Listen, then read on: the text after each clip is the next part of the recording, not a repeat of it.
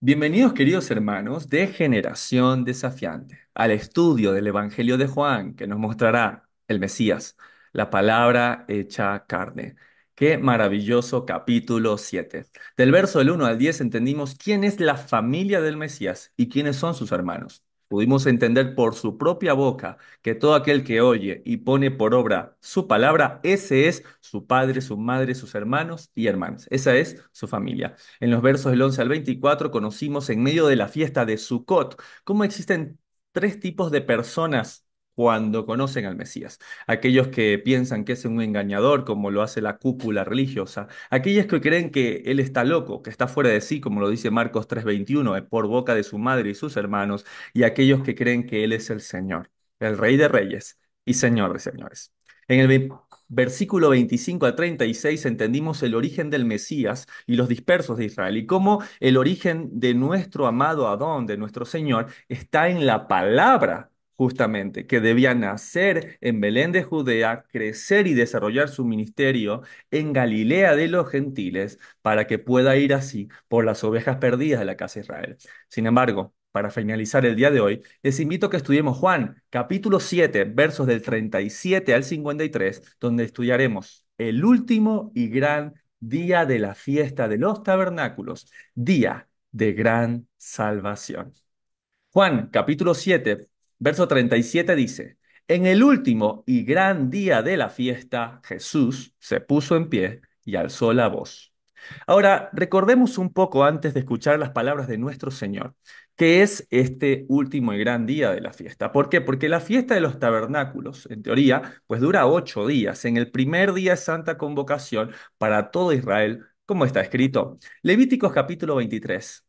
Y verso 39 dice, a los 15 días del mes séptimo, cuando hayáis recogido el fruto de la tierra, haréis fiesta al Señor por 7 días. El primer día será de reposo y el octavo día será también de reposo. Verso siguiente, verso 40 en adelante. Y tomaréis el primer día ramas de fruto de árbol hermoso, palmeras, árboles frondosos y sauce de los arroyos, y os regocijaréis delante de vuestro Dios por 7 días, y le haréis fiesta al Señor por 7 días, estatuto perpetuo por vuestras generaciones. En tabernáculos habitaréis 7 días, para que sepan vuestros descendientes que en tabernáculos hice yo habitar a los hijos de Israel cuando los saqué de la tierra de Egipto. Entonces queda más que claro que si bien la festividad dura 8 días y el primero y el octavo son día Kadosh, día santo, día de convocación, el vivir bajo el tabernáculo es de 7 días. ¿Por qué? Porque se entiende de que 7 es un número que nosotros entendemos en nuestra naturalidad, pero el octavo es signo de reinicio, es signo de eternidad. Entonces se arman los tabernáculos por 7 días, pero al octavo estos se desarman, ¿sí? Y entonces ¿dónde vamos a vivir? Pues en la eternidad. Ese es el simbolismo que trae Sukkot. Él nos sacó, nos hace vivir en esta tierra, como hizo vivir a nuestros padres, en tiendas. Ahora, ¿allí quedó la historia? Claro que no. Veamos lo que dice el profeta. Jeremías, capítulo 16, dice en el verso 14 en adelante. No obstante, he aquí vienen días, dice el Señor, en que no se dirá más, vive el Señor que hizo subir a los hijos de Israel de Egipto, sino vive el Señor que hizo subir a los hijos de Israel de las tierras del norte y de todas las tierras a donde los había arrojado, y los volverá a la tierra de sus padres. Imagínense, ¿sí? Nos arrojó no solamente al norte, hablando de Asiria, hablando de la zona del Ponto, de Asia, sino a todas las tierras, aún las que en la profecía dicen las más lejanas del mar. ¿Qué tal todo lo que tiene que ver con no solamente la Europa distal, no solamente con islas o continentes como por ejemplo en los que compone Australia, sino también inclusive hasta América, las costas aún más lejanas, pues de esa profecía? La pregunta sería, ¿cómo lo hará? ¿Cómo haría para traerlos nuevamente? Y solo hay que seguir leyendo, dice así en el verso siguiente, verso 16. He aquí que yo envío muchos pescadores, dice el Señor, y los pescarán.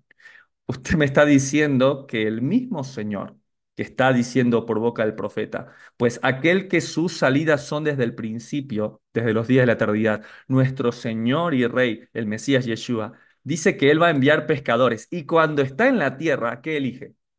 Pescadores. Y le dice, Antes pescabas pues estos peces, ahora vas a pescar personas. Estaba en la profecía. Y después enviaré muchos cazadores y los cazarán por todo monte y collado. Y me encanta esta analogía porque se cumple el tiempo de los pescadores en tiempos del Mesías. Y ahora, hermano Lincoln, ¿qué quiere decir esto de ser cazadores? Y los cazarán por todo monte y todo collado. Y es algo maravilloso porque la palabra se ha dispersado tanto que ya no solamente está en las costas, sino aún en los montes, en los collados, en el lugar donde parece que nadie llegaría, sino solamente un cazador. Hoy en día la palabra también llega a través del internet, a través de tantas maneras. Parece que nuestra actitud ahora más de pescadores es de que vamos a cazar, vamos a buscar por todo monte, por todo collado. Aquellos que viven inclusive en zonas montañosas, en esta hermosa comunidad tenemos gente aún desde el norte, aún desde Canadá, aún desde las zonas montañosas de Estados Unidos, inclusive hasta las zonas montañosas en Chile, en la Patagonia y hasta lo último de la tierra. Y también fueron alcanzados. Gente que nunca vio el mar, que viven en las montañas, son aquellos que fueron cazados, que fueron traídos como ofrenda al Señor. Ahora, algo interesante es que uno pensaría que esta invitación es para todos aquellos que amamos al Señor o que estamos aquí, pero quiero que te vayas conmigo un poco más en el tiempo. ¿Qué tal ver el Apocalipsis, pero no en la vista de Juan, sino del profeta Zacarías? En el capítulo 14, mira cómo nos relata cómo serán los últimos días. Verso 16. Y todos los que sobrevivieron de las naciones que vinieron contra Jerusalén subirán de año en año para adorar al Rey, al Señor de los ejércitos y a celebrar las fiestas de los tabernáculos. Hermano Lincoln, usted me está diciendo que todo esto que pasa en Salmos 2, Ezequiel, la guerra de Gog y Magog, todos estos que se levantan contra el Señor, hay sobrevivientes de esas naciones que vinieron contra Jerusalén. Esos sobrevivientes tendrán que igual venir a la fiesta de los tabernáculos, claro que sí. O sea que todas las naciones de la tierra, quieran o no, obedecerán al Señor. Estamos hablando ya de un reino establecido en la tierra. O sea que lo que hoy se te hace como una invitación para aquellos que le dicen, no, no me parece, yo estoy en la gracia y no quiero obedecer mandamientos, quiero decirle que para este momento es una obligación. ¿Dónde dice que sea una obligación? Porque hay consecuencias. Verso siguiente, Zacarías 14, verso 17. Y acontecerá que los de la familia de la tierra que no subieren a Jerusalén para adorar al rey, al Señor de los ejércitos, no vendrá sobre ellos lluvia. Como que le cerraron en la canilla, no, no vas a recibir agua. Y si la familia de Egipto, entiéndase la familia que, bueno, no cree en Dios, no subiere y no viniere, sobre ellos no habrá lluvia y vendrá la plaga con que el Señor irá a las naciones que no subieren a celebrar la fiesta de los tabernáculos. Yo sé que todos aquellos que dicen ahora, no, esas son fiestas de judíos, yo estoy en la gracia, yo no tengo nada que ver con eso. Quiero decirte que lo que hoy es una invitación, la próxima será una obligación y en caso de que no se cumpliese, pues aquí dice que no solamente no habrá lluvia, no habrá provisión, sino que todas las plagas, ¿sí? La lepra, el granizo, el río con sangre, todo eso, los mosquitos, será consecuencia de no estar en aquella fiesta. Verso siguiente, verso 19. Esta será la pena del pecado de Egipto. Y no solo de Egipto, Egipto es un arquetipo. Y del pecado de todas las naciones que no subieren para celebrar la fiesta de los tabernáculos. Y aquí ya no hablamos como pueblo, hablamos como, o como familias, hablamos como la nación. Es que no, es que esta nación es considerada de tal religión. Es que esta nación no cree en el Dios de Israel. Pues llegará el pecado y llegará con el pecado una condenación. Lo que hoy es una invitación, un día no lo será. ¿Qué tal? Pues ir por las buenas y no por las malas. Juan capítulo 7. Estamos viendo el último y gran día de la fiesta. Jesús se puso en pie y alzó la voz diciendo, si alguno tiene sed, venga a mí y beba. Esto es interesante porque durante los primeros 7 días el agua del estanque de Siloé, de Shiloh, del enviado, como es el nombre en hebreo, era llevada con una jarra de oro y era derramada sobre el altar del sacrificio. Esto era una simbología para recordar a todos acerca del agua que Dios proveyó milagrosamente para un Israel en el desierto. Ahora, me gustaría que profundicemos un poco más en ese paso. Este es un mapa que ya hemos estado revisando en Juan capítulo 5 acerca del lugar del emplazamiento. Y vean ustedes cómo Aparentemente, desde que sale por la puerta del templo, este punto simula toda la procesión y la caminata que tiene que hacer el sacerdote y llega hasta aquí, hasta el estanque de Siloé o Shiloh, ¿sí? Tiene que ver con la palabra enviado, ¿sí? Y es aquí cuando toma el agua y vuelve a subir y llega hasta el templo donde lo coloca sobre el altar. Es interesante esto porque le señalo, al lado del templo justo, está el estanque de Betzatá, ¿sí? Lo que nosotros hemos entendido como Betesda y lo que ya entendimos también que no es parte de las inmediaciones del templo, sino que se considera como un lugar agregado por Roma y entendimos que tendría que considerarse un lugar de sanación o un lugar delicado, dedicado a Esculapio, dios de la sanación o dios de la medicina. Entonces, por eso ahora entendemos que no solamente que no es un lugar al que iría el sacerdote, sino porque el Mesías tampoco envió aquel hombre paralítico, ¿sí? Aquel hombre inclusive, por ejemplo, ciego, al cual sanó y le dijo, vete a lavar al estanque de Siloé. Y tomó inclusive al paralítico y le dijo, no vuelvas aquí más, toma tu lecho y no vuelvas más aquí. Ahora, si profundizamos, vayamos dentro del templo. ¿Qué era esta simbología? Aquí yo les traje una visión en 3D de lo que era el altar del sacrificio. Más o menos les puse esta infografía, no solamente tiene el altar, sino la altura aproximada de lo que era la altura de un humano o una escala humana. Entonces vean ustedes incluso cómo pueden ver los implementos, como la parte de abajo que ustedes pueden observar, es el lugar donde se colocaba básicamente lo que era pues el animal que estaba siendo sacrificado. Vean en las puntas, como dice allí, que tiene estos horns of the altar, que tiene que ver con estos cuernos que se hicieron. Y todo este lugar, pues, está cubierto con sangre. ¿Por qué es importante esto que les digo? Porque en el altar del holocausto, que ustedes están viendo, si bien era hecho de madera de acacia, estaba recubierto totalmente de oro y ahí ustedes pueden ver inclusive cómo están las estacas de acacia para poderlo transportar. Todo esto estaba recubierto de bronce para soportar la temperatura. Ahora, no solamente se vertía agua, algo interesante es que se vertía vino. ¿Por qué? Porque el vino evita la coagulación de la sangre. Entonces uno iba colocando en este altar vino y agua, vino y agua. Imagínate la cantidad de veces que tenía que ir y volver el sacerdote en esa procesión hasta que de ese altar brote agua limpia. Tenía que brotar de ese interior, de ese altar, aguas vivas. Tenía que brotar agua limpia, ¿sí? Pero antes de esa agua limpia había sangre, había pecado, ¿sí? Había limpieza. Qué increíble comparación, hermano Lincoln. ¿Podríamos tomar entonces que nosotros podemos ser esos altares también? Esos altares de sacrificio, pero que en ese sacrificio del pecado, del sufrimiento, tiene que brotar alabanza, que es justamente esa olá, ese sacrificio, ese olor agradable a Dios. Sí, y podríamos ser nosotros también ese altar que necesita vino, ¿sí? Signo de pacto, que necesita agua, que es la palabra, para ser limpiado. Pero hermano Lincoln, ¿dónde dice que nosotros somos esos altares que soportan pues la muerte, que soportan el sacrificio, que soportan todo esto? En la misma palabra. Hebreos capítulo 13. Dice en el verso 15, así que ofrezcamos siempre a Dios, por medio de él, sacrificio de alabanza. ¿Qué es un sacrificio de alabanza? Pues es algo que no es natural, ¿sí? No es que es algo espontáneo. Todos podemos cantar a Dios en un momento de alegría. Todos podemos buscar su nombre, todos podemos buscar su rostro, todos podemos sonar agradecidos cuando las cosas van bien. Pero lo que Dios quiere de nosotros es un sacrificio de alabanza. No quiero cantar, pero no se trata de mí, se trata de Él.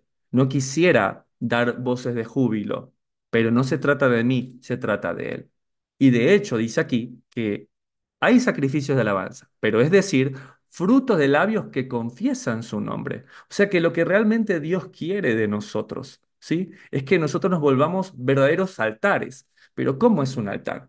Un altar, claro que sí. Un altar es un lugar de muerte, es un lugar de sacrificio, es un lugar donde lo que vamos a ver es grandes temperaturas, la muerte de un animal, derramamiento de sangre, pero es necesario. Ese es el sacrificio que Dios busca de nosotros y cómo luego viene el vino, que es señal de pacto, y luego viene la palabra. Y ese altar luego, para estar limpio, cuando termina su obra, pues recorre o corre a través de él, pues estos ríos de agua viva que vienen del estanque del enviado. Imagínate si lo tomamos más literal, la palabra lishlo, el enviado, Shiloh, al Mesías se le dice el enviado. Esa palabra que proviene del enviado, que está sobre ti como un altar, que te limpia, que saca todo vestigio de pecado, todo vestigio de dolor, que provoca un sacrificio de alabanza, frutos de labios que confiesan su nombre. Juan capítulo 7, en el último y gran día de la fiesta, Jesús se puso en pie y alzó la voz diciendo, si alguno tiene sed, venga a mí y beba. Me encanta porque muchos de nosotros podemos ser honestos y decir, Señor, yo tengo sed. Pero muchos podríamos decir, no, ¿sabes qué? Esto no funciona para mí, yo no tengo sed. ¿Cuántas veces nos hemos considerado de esa manera, no? Yo no tengo sed de Dios. Y no es hasta que muchas veces, como dijo un buen amigo, ¿no? Bendito sea el cáncer que llegó a mi vida. Esta persona me comentaba que si no hubiera sido por eso, si no hubiera sido por la tormenta que lo acercó al Señor, pues seguiría como modo automático. Muchas veces el sentir la sed, el sentir la necesidad es lo que nos acerca a Dios. Ahora, si volvemos al contexto del primer siglo, en el octavo día, no era precisamente un día de fiesta como tal, porque recuerden que son 7 días en los cuales estamos bajo el azúcar, estamos cubiertos, el sol no nos lastima, la azúcar está armada, tomas, si quieres comer, pues tomas un poco de una fruta, la fruta te hidrata, te limpia, te quita la sed. Pero en el octavo día no hay azúcar. En el octavo día está el sol abrasador que te está dando de frente, por ahí no está la fruta que estabas, no estás bajo la sombra, tienes sed. Claro que sí. Imaginen eso. Hay un signo de libertad porque no tengo el azúcar, pero estoy más expuesto, ¿sí? Y por ahí tú estás con sed y ves al sacerdote que pasa y va llevando el agua y se le cae un poco del agua. Y yo me imagino a todos detrás del sacerdote mirando con una sed, con unas ganas, y ve que el sacerdote lo que hace es vertir todo en el altar del sacrificio. Y mientras todos están sedientos, el Señor dice, si alguno tiene sed, venga a mí y beba. Y es interesante porque tal como Él ofrece ahora que bebas en medio de tu sed en el desierto, es lo mismo que Él hizo cuando Él les dio de tomar agua en el desierto también. ¿Qué? ¿De qué está hablando, hermano Lincoln? De lo que dice la palabra. 1 Corintios 10, en el verso 4 en adelante, dice, Cristo los acompañaba, está hablando el pueblo de Israel en el desierto, y era la roca espiritual que les dio agua para calmar su sed, y bebieron todos. Sin embargo, la mayoría de esa gente no agradó a Dios, por eso murieron en el desierto. ¡Wow! Cristo les dio de beber en el desierto. Y le dice, si alguno tiene sed, venga a mí y beba. Y ya entendimos qué es comer y beber, ¿no? Tiene que ver con aprender y poner por obra su doctrina, aprender cómo Él vive y poner por obra, ser un fiel imitador de lo que es. Qué hermoso capítulo. Juan capítulo 7, en el último y gran día de la fiesta. Jesús se puso en pie y alzó la voz diciendo, si alguno tiene sed, venga a mí y beba.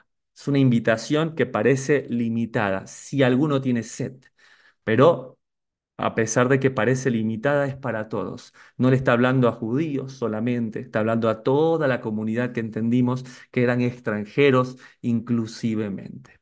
Es impresionante. Y dice en el verso 38, el que cree en mí, como dice la Escritura, de su interior correrán ríos de agua viva. Wow, hermano Lincoln, qué gran analogía con la del altar, ¿no? O sea, el altar brotaba ríos de agua viva, lo traían, el enviado daba el agua, ¿sí? Shiloh, el enviado le daba el agua y con esa agua el sacerdote brotaba de ese altar. Pero esa es una gran analogía de lo que tenía que pasar con nuestras vidas. Nosotros que somos verdaderos altares, altares que continuamente reciben fuego, reciben pruebas, reciben dificultades, pero que continuamente necesitan ser lavados y limpiados con vino y con agua. Verso 39, esto dijo del Espíritu que habían de recibir los que creyesen en él, pues aún no había venido el Ruaj, porque el Mesías no había sido aún glorificado. Qué interesante esto, amados hermanos. ¿Sí? Aún el Señor no había sido glorificado. Ahora, hermano Lincoln, ¿qué tiene que ver el agua viva con la festividad de Sukkot? Ya entendí, ¿no? Es una gran analogía de lo que tiene que ver con el altar. ¿Pero qué tiene que ver esto del Espíritu Santo, la fiesta de Sucot, el Mesías? Pues solo tendríamos que ir al apartado que hablaba de eso. Zacarías 14, recién lo vimos, habla acerca de la fiesta de Sucot, pero si vamos un poquito antes, mira lo que dice que es símbolo de Sucot. En el verso 8, acontecerá en aquel día, estamos hablando del día de Sucot, ¿no? El día de la fiesta de los tabernáculos, que saldrán de Jerusalén aguas vivas. Se está cumpliendo esto, ¿no? La mitad de ellas hacia el mar oriental y la otra mitad hacia el mar occidental en verano y en invierno. Y el Señor será rey sobre toda la tierra. En aquel día el Señor será uno y uno su nombre. El Señor no es dos, el Señor no es tres. El Señor es Ejad. El Señor uno es. Entonces miren ustedes cómo fue así de Jerusalén, ¿sí? De la maravillosa obra que hizo el Señor en Hechos capítulo 2, pues empezó a dirigir a todos los creyentes. Esa palabra que llegó en Jerusalén, pues llegó a Asia, a Bitinia, ¿sí? Se extendió a parte de Roma, a los Éfesos, y luego empezó a viajar por todo el mundo, ¿sí? Fueron pescadores, luego fueron cazadores, hasta alcanzarnos a cada uno de nosotros. Dice que ese día saldrían de Jerusalén aguas vivas. Qué gran analogía con respecto a esto. Ahora, algo interesante es que si seguimos leyendo este apartado, pero un poco más, mira lo que dice en Zacarías 13, ahí nomás. Verso 1, en aquel tiempo habrá un manantial abierto para la casa de David y para los habitantes de Jerusalén para la purificación del pecado y la inmundicia. Entonces, nuevamente, Jerusalén, de ahí van a salir para el occidente y para el oriente. ¿Sí? De la casa de David. ¿Y quién es la casa de David? El Mesías. El Mesías es la casa de David. ¿Sí? Y de todo él, pues limpiaría, purificaría el pecado y la inmundicia. El punto sería cómo lo haría. ¿Está profetizado cómo el Mesías haría eso? Y sí, miren Ezequiel 36, en esta imagen maravillosa del segundo éxodo que está ocurriendo en todas las naciones. Dice en el verso 24, y yo os tomaré de las naciones, el punto que estamos hablando. Y os recogeré de todas las tierras y os traeré a vuestro país. Esparciré sobre vosotros agua limpia y seréis limpiados de todas vuestras inmundicias. Nuevamente, ríos de agua viva, altares que están sucios de pecado, altares que requieren vino y agua hasta que broten de ellos ríos de agua viva. Y en el verso siguiente dice, verso 26, os daré corazón nuevo y pondré espíritu nuevo dentro de vosotros y quitaré de vuestra carne el corazón de piedra y os daré un corazón de carne. En este segundo éxodo, con esta hermosa imagen de los pueblos atravesando nuevamente el mar, nosotros ahora que vamos en este auto, vamos parte de ese proceso. Tenemos que ser conscientes de qué está haciendo la palabra. Dice el verso 27, y os pondré dentro de vosotros mi espíritu. ¿Y qué hará el espíritu del Señor? Haré que andéis en mis estatutos y guardéis mis preceptos y los pongáis por obra. O sea que esto de Ezequiel 36, 27 tiene que tener una referencia en sus Biblias, márquenla directamente, ¿sí? Con Juan 7:39. Esto dijo del espíritu que habían de recibir los que creyesen en él. ¿Qué harían? Andarían en sus estatutos, guardarían sus preceptos y los pondrían por obra. Sí, estamos saliendo de las naciones, el mar se está abriendo, vamos todos nosotros en camino. ¿En camino a qué? Sigamos leyendo Ezequiel 36, verso 28. Habitaréis en la tierra que di a vuestros padres, y me seréis por pueblo, y yo seré a vosotros por Dios, y os guardaré de todas vuestras inmundicias, y llamaré al trigo, y lo multiplicaré, dice, y no os daré hambre, y multiplicaré asimismo el fruto de los árboles y el fruto de los campos, para que nunca más recibáis oprobio de hambre entre las naciones. Hermano Lincoln, esto es Zacarías 14. Esta es fiesta de los tabernáculos, lo está diciendo, los frutos, los árboles, los frutos de los campos. Exactamente. Es impresionante esto. Ahora, ¿todo esto qué provoca? ¿Sí? ¿Qué provocaría en una persona que como nosotros está escuchando al Mesías del cual habla la ley, hablan los profetas, habló Moisés? Aquel Mesías que nos está siendo revelado, que cumple la palabra de Dios. ¿Qué va a provocar en nosotros? Pues lo que dice justamente Juan capítulo 7 en el verso siguiente, verso 40. Entonces algunos de la multitud, oyendo estas palabras, decían, verdaderamente este es el profeta. Pero acá no ponen algunos judíos, ponen los de la multitud. Algunos judíos de la multitud, algunos judeanos, ¿por qué no? Mucha gente, oyendo estas palabras, decían, verdaderamente este es el profeta. Ahora, ¿de qué profeta están hablando? Hermano Lincoln, todo Juan lo hemos venido repitiendo. Totalmente. Deuteronomio 18. En el verso 15 dice, profeta en medio de ti de tus hermanos como yo, dice Moisés, te levantará tu Dios y a él oiréis.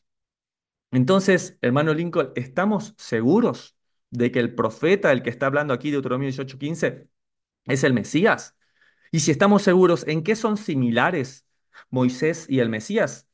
Acompáñame a responder de forma breve esta gran pregunta. ¿En qué son similares Moisés y el Mesías? Acompáñame a descubrirlo. ¿Quién es el profeta? Deuteronomio 18:15 dice, profeta de en medio de ti y de tus hermanos, como yo, dice Moisés, te levantará el Señor tu Dios, a él oiréis. Sin embargo, ¿cómo estar seguros que de quien se habla en este apartado es del Mesías de Israel, Jesucristo? ¿Cristo es el profeta? Hechos capítulo 3, verso del 19 al 22 dice, Jesucristo, que os fue antes anunciado, a quien de cierto es necesario que el cielo reciba hasta la restauración de todas las cosas, de que habló a Dios por boca de sus profetas, porque Moisés dijo, el Señor os levantará profeta de entre vuestros hermanos, como a mí él oiréis. Queda más que claro que el evangelio que tiene prominencia, el evangelio que tiene preeminencia, lo confirma. No queda lugar a dudas. Ahora, la siguiente pregunta sería, ¿en qué son similares Moisés y el Mesías? Número uno, a ambos quisieron matarlos cuando eran pequeños. Eso lo vemos en Éxodo capítulo 1, verso 22 y en el capítulo 2, verso del 9 al 10. También, en referencia al Mesías, Mateo 2, 13. Número dos, ambos salieron de Egipto luego de crecer allí. En el caso de Moisés, Éxodo 12, versos 31 al 33, cómo fue criado inclusive por la hija de Faraón. Y en el caso del Mesías, en Mateo capítulo 2, cuando inclusive fueron llevados a Egipto porque Herodes quería matarlo.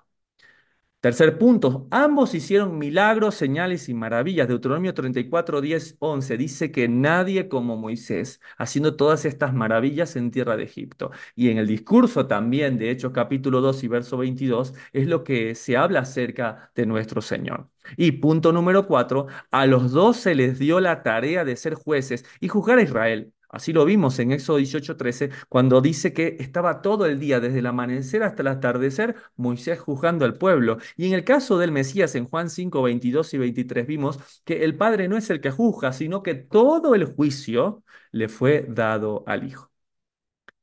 El Evangelio nos relata la relación bidireccional inclusive de ambos. Leamos esto. El Mesías cita a Moisés. Juan 5, del verso 45 al 47 dice, no piensen que yo los acusaré ante el Padre. Hay quien los acusa, Moisés, en quien ustedes confían. En realidad, si creyeran a Moisés, me creerían a mí, porque aquel escribió de mí. Pero si no creen en sus escritos, ¿cómo creerán en mis palabras? Queda más que claro que solo al leer a Moisés nos revela al Mesías. Entonces, esa es una muy buena pregunta. ¿Sí, Moisés revela a Cristo? Juan 1:45 dice, Felipe halló a Natanael y le dijo, hemos hallado a aquel de quien Moisés en la ley y los profetas escribieron, a Jesús, hijo de José de Nazaret. La pregunta es, ¿y tú, a qué Mesías hallaste? ¿Hallaste al Mesías como está escrito que encontraron sus discípulos? ¿O encontraste a un Mesías que va en contra de la ley, que da permiso y licencia para el pecado y que te aparta de la palabra de Dios, llamándole el Antiguo Testamento? El Mesías que hemos encontrado es aquel que nos revela a Moisés y a los profetas, aquel que cumple cada una de las palabras de la ley y nos enseña cómo vivir. Entonces respondamos juntos, ¿en qué son similares Moisés y el Mesías? Ambos perseguidos desde el nacimiento, luego salieron de Egipto, hicieron milagros y se les encomendó juzgar al pueblo de Israel. Sin embargo, si bien Moisés fue siervo fiel en toda la casa de Israel para con el Señor, es Cristo, hijo sobre su casa, que somos nosotros. Solo si retenemos firme la confianza y la gloria de nuestra esperanza, como lo dice Hebreos capítulo 3 versos del 5 al 6. Juan, capítulo 7, en el último y gran día de la fiesta. Entonces algunos de la multitud, verso 40, oyendo estas palabras decían, verdaderamente, este es el profeta. Y otros decían, este es Mashiach, este es el Cristo. Imagínense en esto, unos decían una cosa, otros decían otra acerca de quién era el Mesías, pero todos tenían una opinión. No podían ser confrontados con Jesús y permanecer realmente neutrales en sus opiniones. Si alguien se cree neutral, realmente está en contra de él. Pero algunos decían, ¿de Galilea ha de venir el Cristo? Algunos incluso rechazan al Mesías por ignorancia, sin conocer la verdad de él, de dónde realmente proviene, cómo nace en Belén, pero desarrolla su ministerio en Galilea. Verso 42. ¿No dice la escritura que del linaje de David y de la aldea de Belén, de donde era David, ha de venir el Cristo? Entonces sí sabían. No era como hubo antes, que decían, no, del Mesías nadie sabría de dónde vendría. Entonces hubo disensión entre la gente a causa de él.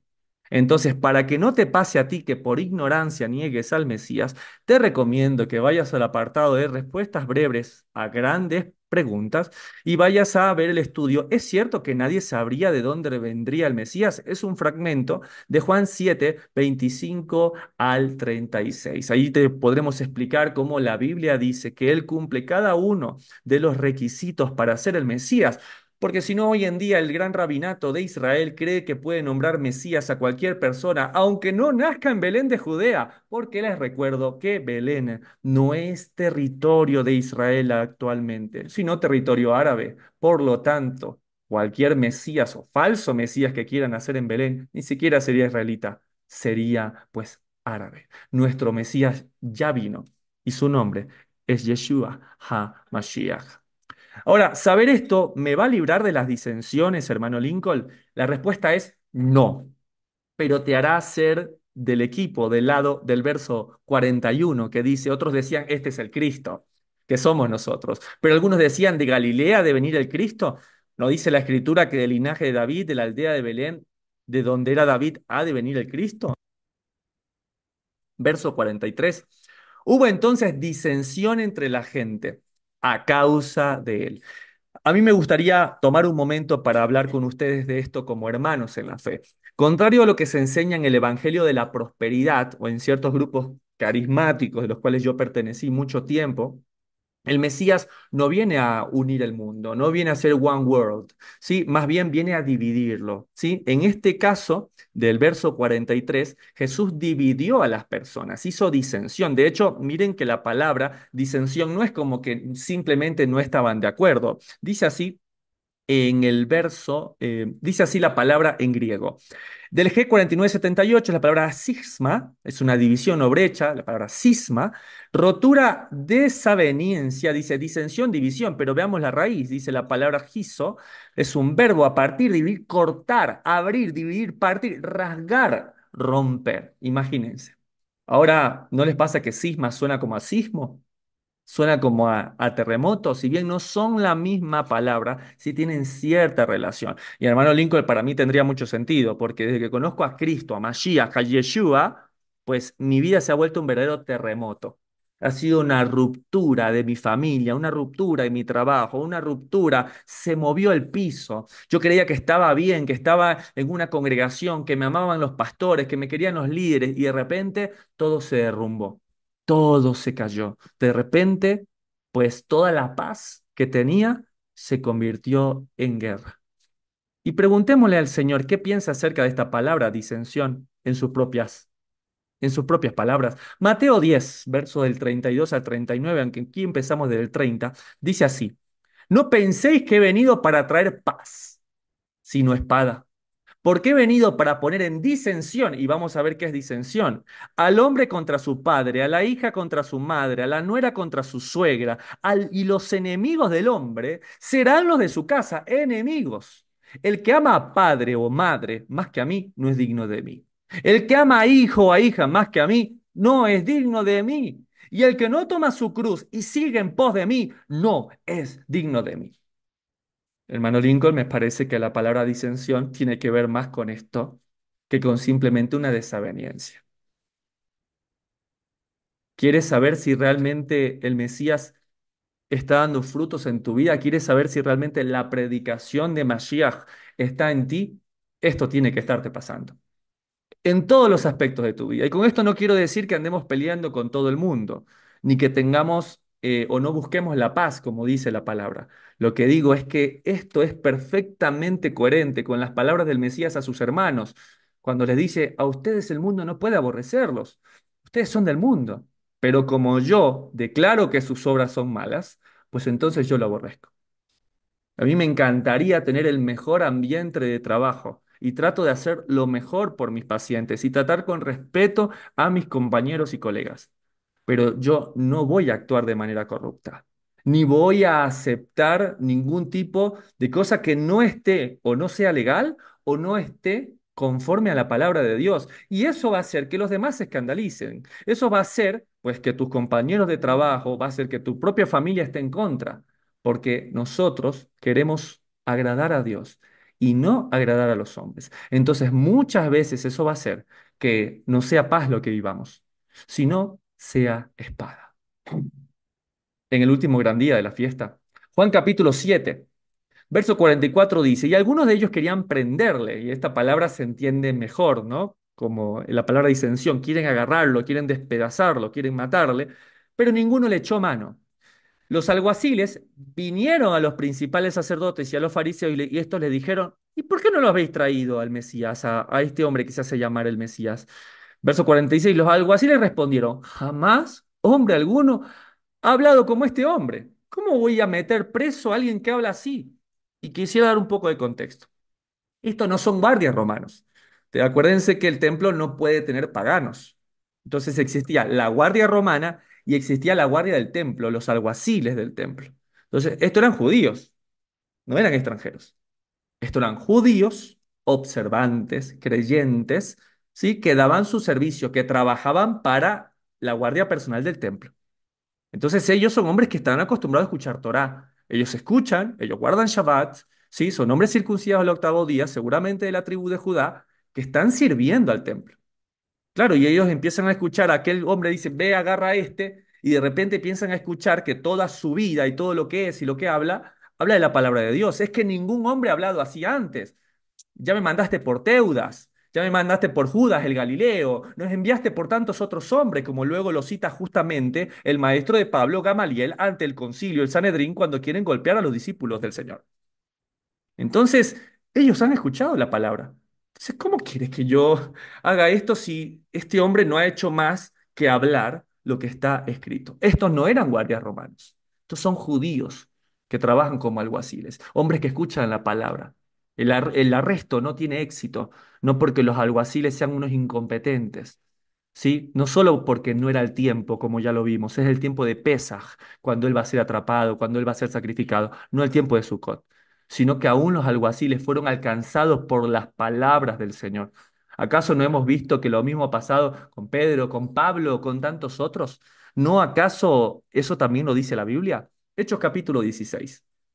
En el verso 25 dice, pero a medianoche encerrados, Pablo y Silas cantaban himnos a Dios y los presos los oían. Imagínate, presos golpeados, azotados, el cuerpo les dolía, ¿sí? Con cepos en sus piernas. ¿Y qué hacían ellos? Cantaban, Baruch atah Adonai Eloheinu melech, y lo bendecían al Señor. Y mientras ellos hacían eso, dice así el verso 26, y vino un gran terremoto, hermano Lincoln, la palabra que estamos estudiando hoy, cisma, sismo.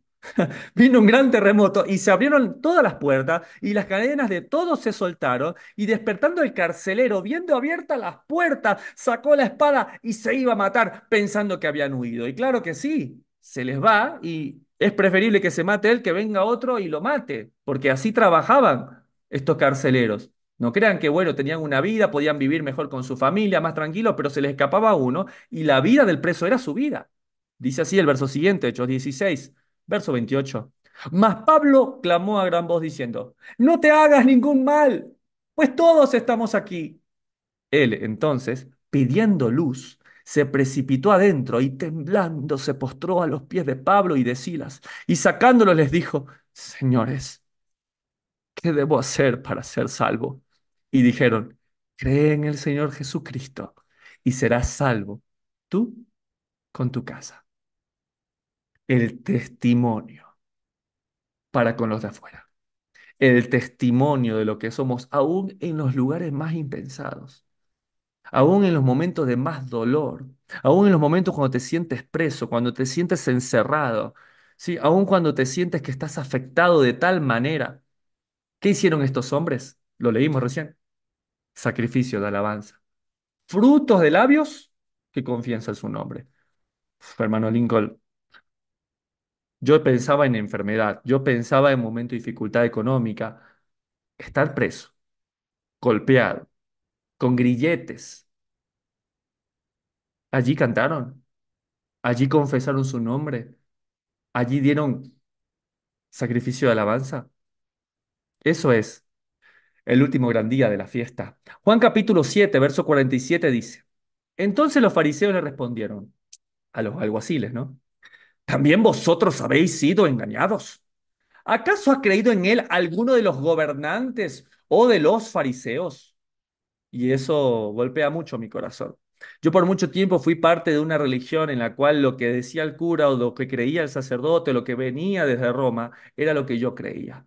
Pero resulta que esa misma cultura nicolaíta que desprecia al Señor es la que estamos viendo aquí en los sacerdotes de Judá. Es el Mesías, tiene todo para ser el Mesías, pero ¿lo declaró el gobernante o algún fariseo? No. Entonces, ¿qué pasa cuando uno reconoce al Mesías a pesar de que el líder, el pastor, el sacerdote, el religioso nos dice que no? Verso 49, mas esta gente que no sabe la ley, maldita es. Llaman maldita a la gente que ellos deberían estar instruyendo. Ahora hay algo más terrible, el orgullo de estos líderes religiosos es tan evidente, ¿sí? Como es no solamente el desprecio por los galileos, como vamos a ver, sino el desprecio por la gente común. Ellos esperaban avergonzar e intimidar a los alguaciles que no arrestaron a Jesús, con la idea de que la gente inteligente es los fariseos y los gobernantes. Y como ellos no siguen a Jesús, pues ellos, la gente del vulgo, los comunes, no pueden seguirlo porque no son listos.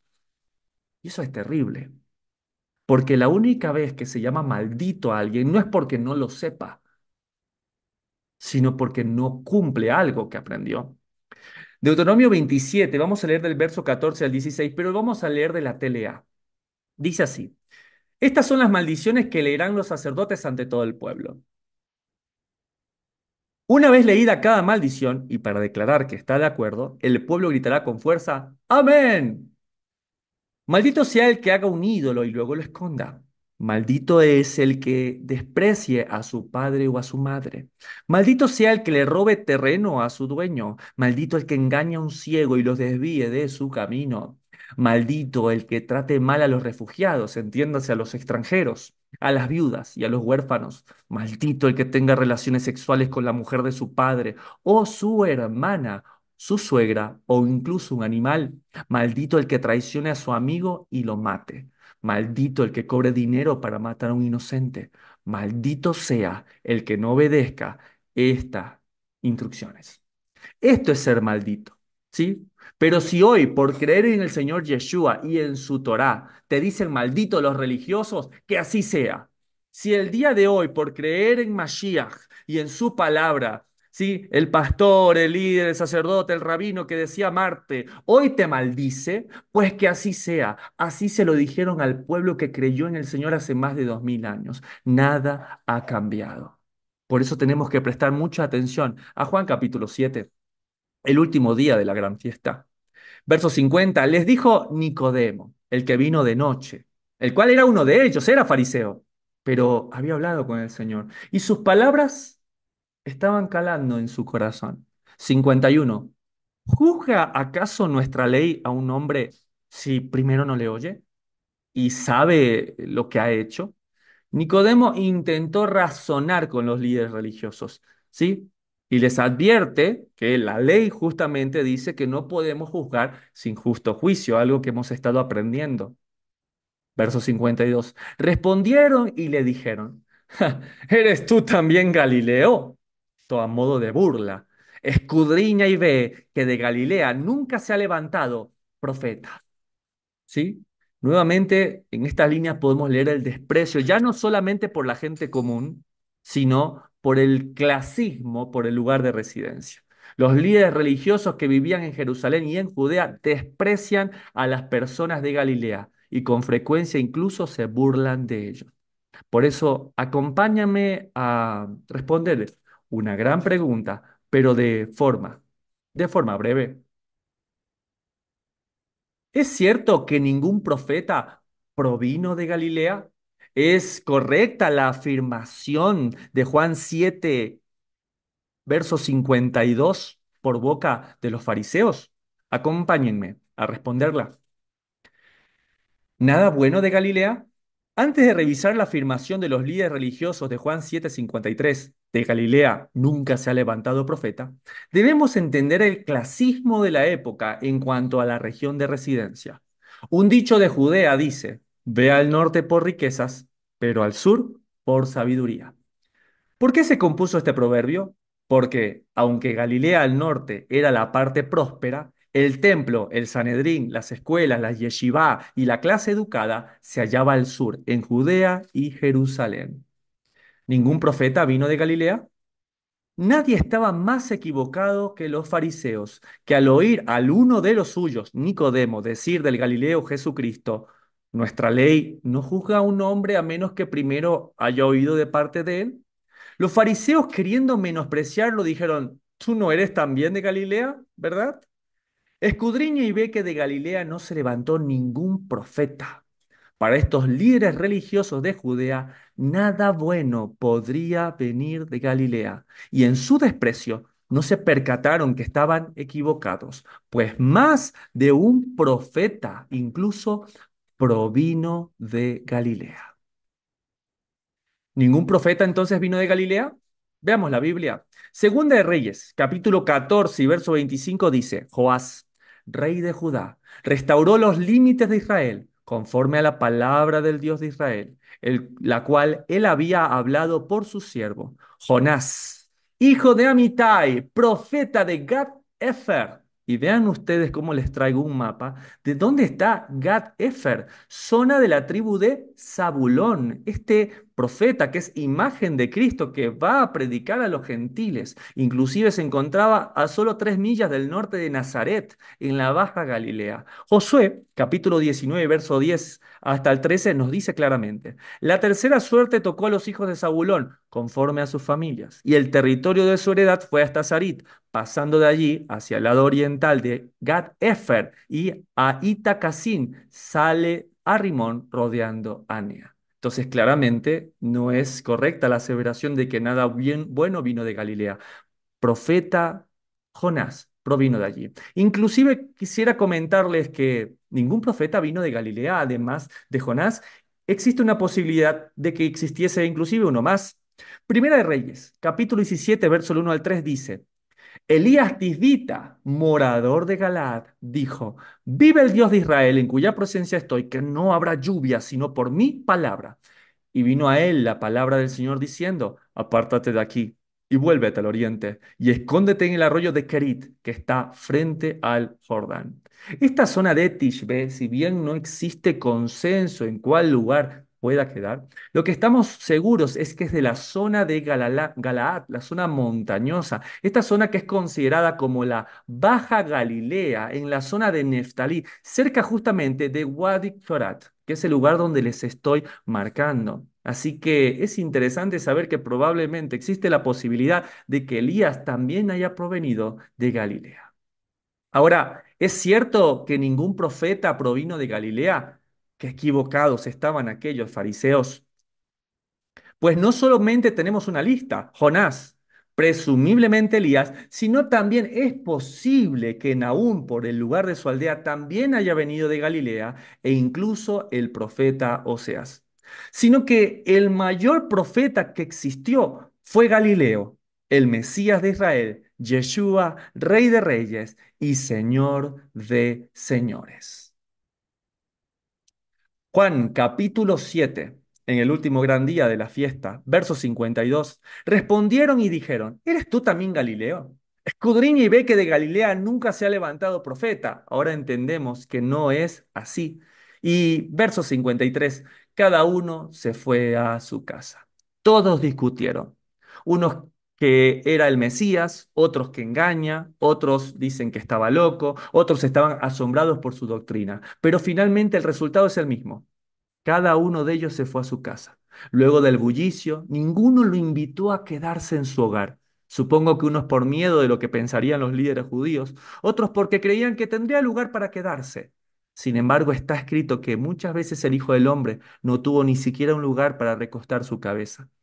Es por ello que el lugar donde se fue es al Monte de los Olivos, donde no solo era el lugar para orar, sino se volvió su lugar aún para descansar. El día de hoy, cada uno de nosotros va a volver a su hogar. ¿O será que va a invitar al Señor que sea el Adón de vuestros hogares? ¿O iremos juntos con Él? Sabemos dónde está. Él está en aquel lugar, en relación e intimidad, dándonos ejemplo de cómo podemos ser o cómo debemos ser con el Padre. Mi pregunta es, ¿a dónde vamos a estar nosotros?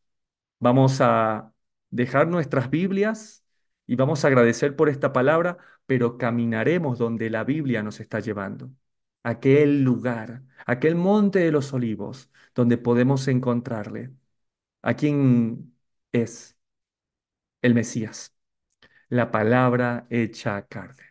Maravilloso capítulo. Y esta última porción nos mostró esta hermosa relación con el último y gran día de Hoshana Rabbah, el día de la gran salvación, aquel día donde el sacerdote fluía agua sobre los altares para limpiarlos, esa misma agua que el Mesías, como la roca que nos sigue, quiere verter sobre nosotros, ríos de agua viva, para aquellos que creen que Él es el Mesías, para aquellos de quien el Ruach habita, aquellos que andan en sus estatutos, guardan sus preceptos y los ponen por obra.